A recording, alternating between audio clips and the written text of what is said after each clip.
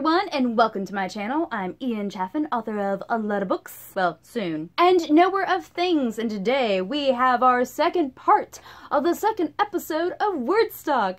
Yay! And like last time, there are so many awesome Authortubers that are doing this collab, and it is amazing.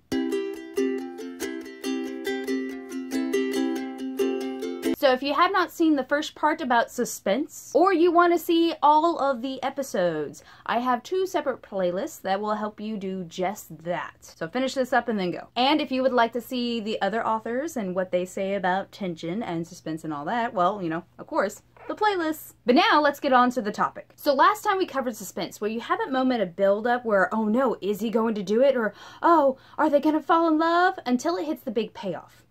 Well, today, we're going to talk about that payoff and the tension that comes with it. So one of the big problems with knowing the difference between suspense and tension is they look really, really similar. In my last video, I basically said they were twins, you know, very similar in all aspects that a person could see without actually talking to the people. But they're still different. They're still separate people. They may look alike, but they're not the same person. Both suspense and tension invoke the same emotions. It's either that huge anxiety of like, oh no, what's gonna happen to my favorite characters? Or it's that, oh, are they going to finally be in love and get married and all of that? Or whatever you're trying to invoke within the audience. The big difference is that tension comes during the big payoff. Suspense is during that time of it building and growing and growing. You know, you have the person go into the haunted mansion and you're like, oh no, there's some big baddies in there, there's some monsters, don't do it. And then tension comes during that payoff of, oh, the monster just grabbed him, now he has to fight for his life. Is he going to save himself or is he going to be eaten? Ah! Another example comes from my book, Pride. You know, throughout the entire book, you see how powerful Sadiq is. He's a very powerful vampire. Oh my goodness. Very scary. Eek. Kind of cute. And then you have Kai and Lavanya go, are we going to have to fight him? And that's the big question. And so that suspense is building, not just with them wondering, are we going to have to fight them? But also with Sadiq showing off his power, showing off how strong he is. And you're like, oh man. You know, they have good reason to worry.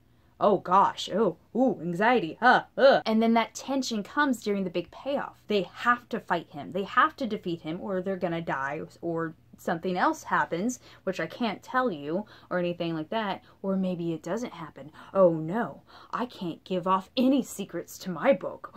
But whatever happens when Kai and Lavanya have to defeat Sadiq in that moment, in that action where they are fighting for their lives, that is where the tension is. Now, just like suspense, tension can look different depending on your genre. You know, don't have a big, huge fight if it's going to be a lovely romance. Don't have some car chase if it's going to be just like a slice of life. You know, oh, am I going to go to college or not? I don't know. Oh, cool, look, car chase. That doesn't make sense. Don't do that. Take, for example, my favorite movie of all time, Matilda. Now, Matilda is about a little girl, you know? She's growing up and she has some weird super psychic powers and it's amazing and it's cute and lovely. The suspense that builds up is between her and the Trunchbull, which is this big bad principal, and it's just... Why is she even working in education? In all honesty, just why? So throughout the movie, you see how bad the Trunchbull is. You see how, like, just insane this person is. And how she could do literally anything to Matilda and no one's gonna care. Which is kind of sad and says a lot about our education system. Or actually, it says a lot about the British education system, since Matilda is actually in Britain in the original novel, but we're not going to talk about that. But the suspense builds up about how big and bad the Trunchbull is, and oh no, is Matilda going to have to face this person? What's going to happen because adults are useless in this world? And the big payoff happens with a huge fight between them. And I say fight because it's not Matilda, a little kid, fighting some big bad person. No.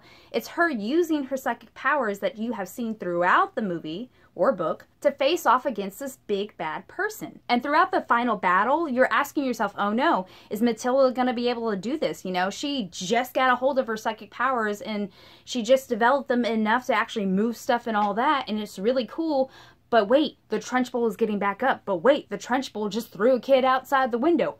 what in the world? So the tension, that anxiety of, oh, is Matilda gonna be able to save the day, doesn't come from fists, it comes from psychic abilities versus a very, very, very stubborn person.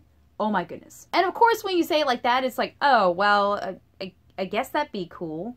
But when you actually watch it, how it plays out, it is very exciting and very awesome. For a matter of fact, go watch the movie now. And let me be clear, that whole suspense buildup and tension payoff, that is in the whole of your novel, and it can be in little separate parts of your novel. Take, for example, the Dark Tournament arc in Yu Yu Hakusho, one of my favorite animes of all time. Throughout the arc, the huge suspense buildup and tension payoff centers around Yusuke versus Toguro. Is Yusuke, the main character, going to defeat the big baddie Toguro and save everyone, or is he going to lose and all of his friends and family die as well? Well, of course, since it's a tournament and this is a shonen anime, there's going to be more than one fight. For example, the first time Yusuke's team, Team Urameshi, goes off against someone, it's not Toguro's team. No. That would be way too easy and they would probably die. It's against Team Rokuyukai.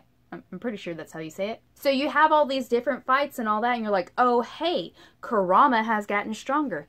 Hiei's gotten stronger. Kuwabara lost his fight, but hey, at least he didn't die because he's just a human. Cool. It's not just, oh no, is Yusuke gonna defeat Toguro? It's, oh no, is Yusuke's team going to survive each and every battle, which has its own difficulties? Who knows? Let's see. Translating this into book terms, it's like having a huge plot, but also having a lot of subplots. In Pride, you don't only have Kai and Lavanya going, oh, are we going to defeat Sadiq? You also have Kai going, oh no, am I going to get rid of this curse? And a lot of other subplots that I can't really tell you because that would ruin everything. In Matilda, you not only have, oh no, is she going to defeat the big bad Trunchbull?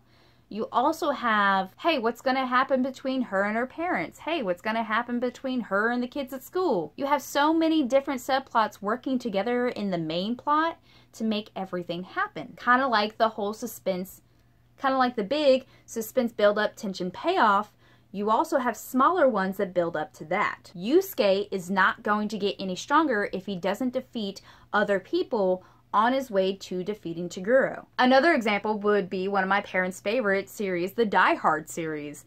You don't only have the main guy going up against the main villain, you also had the main guy going up against all of his little lackeys throughout. Like, hey, he's defeated all these little lackeys, is he gonna defeat the main bad guy now? Who knows? Let's see. Or take, for example, Pokemon. Are you, as the player, going to defeat the Final Four? Well, who knows? You have to defeat all these other gym leaders in order to even get to the Final Four. You have to build yourself up in order to get there. And that's something you need to remember. You can't just go, oh no, is this gonna happen? Boom, it happens. No. You have to build the suspense up with other forms of suspense and tension. And if you look at nearly any kind of story, whether it's in book form, movie form, or whatever, some of the best stories out there do this. You don't have Luke Skywalker going straight up to Darth Vader to fight him. No, you don't. You have Luke Skywalker learning how to use his powers and doing all this and that, having some suspense and tension, having the build-up and payoffs throughout the movies in order to get to Luke versus Darth. So my main advice to you is look at your book. Look at your story. What genre are you going for? Are you going for fantasy sci-fi? Are you going for romance? Are you going for a conglomeration of fantasy, romance, sci-fi, slice of life-ish? What in the world are you doing? What genre or genres would you put your book in? Because that will determine what you do for the final. I remember reading one book, and it's been so long I can't even remember what it was. But it was about vampires and witches fighting each other, all that loveliness. And see, you had these the witches have superpowers, and you know, they have knives, and they slice up vampires and they destroy them, and then you had the vampires go, hey, I can defeat you and fight, yada yada yada. But in the end, there wasn't really fighting, it was only talking.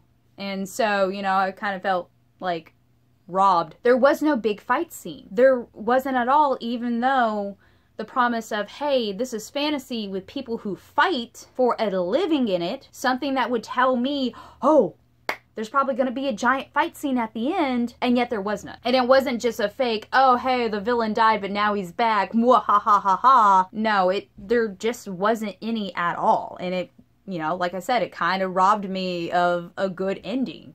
I was waiting for a fight scene. It could have had some talking in it, like, you know, the vampire might have, like, grabbed the witch who was the weakest and been like, I still love you. But there was nothing. There was nothing. What kind of ending was that? So you, as the creator of the story, you need to remember that. What genre are you in? What do people expect? Yes, you can have twists, and yes, you can have them all sort of different and all that, but you still need to go with, hey, this is an action. People are expecting something actiony at the end. Maybe not a car chase, maybe not a huge fight, but they are expecting something actiony at the end. What am I gonna do? Another tip is to look at the resources you have made for yourself in your book. What characters do you have? What's the magic system? If there is a magic system, you know, do you have weapons, or is there something in the person's past that could be brought up to make more tension? For example, a lot of Hallmark movies. Oh my goodness, y'all. You know how many past exes come up in Hallmark movies where the woman sees the guy she really likes, but then also sees like his ex-wife, but she doesn't know it's his ex-wife, and then she's like, oh, he must be in love with her. I'm just gonna leave town now. Oh my gosh, though. Seriously, Hallmark, just quit. My heart. No, I get this a lot from my mom, so me and her watch these all the time. It's kind of sad and awesome at the same time. But definitely pay attention to your genre and pay attention to what you have in your book. If you have not said, hey, this person has a super secret power, or you don't allude to it in any way, shape, or form, it's gonna be like, wait, Deus Ex Machina? Where did this come from? What in the world? If you don't talk about the world having its own energy and can think of itself, but then you send some earth energy to save your people in, you know, the awesome fantasy that you just wrote, yeah, it's gonna be kind of weird. So think about what you do. And if you find that you don't have really anything, go back and see if you can add stuff in. You know, that's the cool thing about writing. That's the cool thing about creating stories. You can always go back and write stuff in. You can always go back and fix things where you don't have plot holes or Deus Ex Machina or anything like that in your stories. So I hope this video helped you all understand suspense versus tension and how it builds up and pays off and all that loveliness. If you want more examples or want to see some just awesome Authortubers, definitely check the playlists in any kind of link wherever I can put it. Oh yes. And y'all, seriously, I hope to do this more in the future. I love Wordstock. I love working with all these awesome people. So great. And it's not only awesome for me, it's awesome for the community. If you're a writer and you're like, I don't know what to do, you have so many options out there. You don't have to just watch one person or two people. You can watch a lot of us talk about the same subject. So hopefully one of us will resonate with you a lot. So yeah. And I'd like to give a big shout out to Shadow Fox. Thank you, Shadow Fox, for subscribing, and I'll see y'all later, alligators. Bye-bye! Eenie. Eenie. Hey, little baby. It's your baby.